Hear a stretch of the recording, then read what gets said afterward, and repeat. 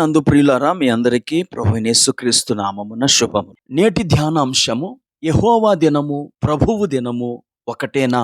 నేటి ధ్యానం కొరకు కొరింథీయులకు రాసిన మొదటి పత్రిక 1వ అధ్యాయం 8వ వచనాన్ని చదువుకుందాం. మన ప్రభువైన యేసుక్రీస్తు దినమందు మీరు నిరపరాధులై ఉండునట్లు అంతము వరకు ఆయన మిమ్మును స్థిరపరచును.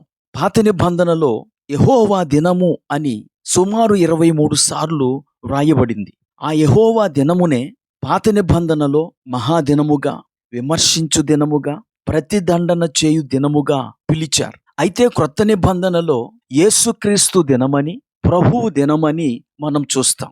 చాలా మంది క్రైస్తవులకు ఒక కన్ఫ్యూజన్ వస్తుంది. ఇవి రెండు ఒకటేనా లేదా వేరు వేరు దినములా అని.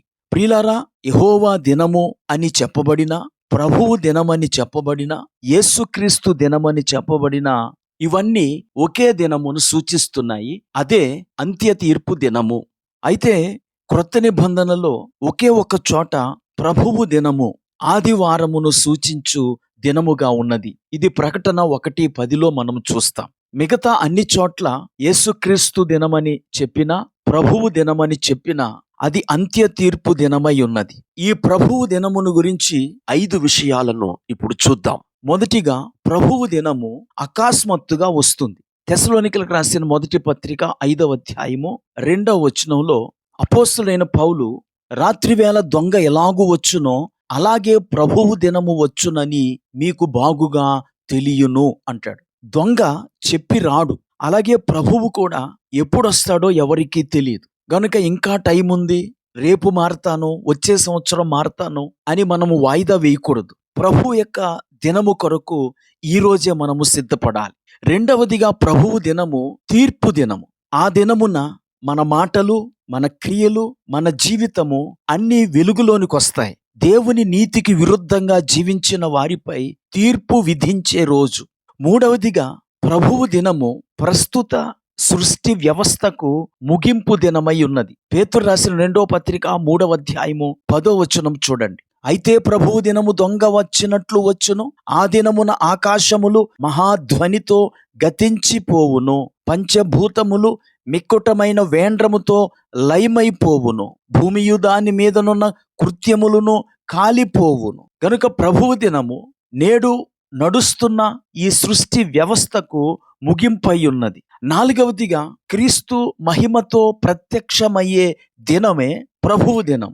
యేసు ప్రభువారు ఒకప్పుడు గొర్రెపిల్లగా వచ్చాడు, కానీ ప్రభువు దినమున ఆయన మహామహిమతో వస్తాడు. మత్తయి రాసిన సువార్త 25వ అధ్యాయం 31వ వచనాన్ని చూడండి. తన మహిమతో మనుష్య కుమారుడును ఆయనతో కూడా సమస్త దూతలను వచ్చినప్పుడు ఆయన తన మహిమ గల సింహాసనం మీద ఆసీనుడయుండును. గనుక ప్రభువు దినము అనగా క్రీస్తు తన మహిమతో ప్రత్యక్షమయ్యే దినము. ఐదవదిగా, ప్రభువు దినము విశ్వాసులకు ప్రతిఫల దినము.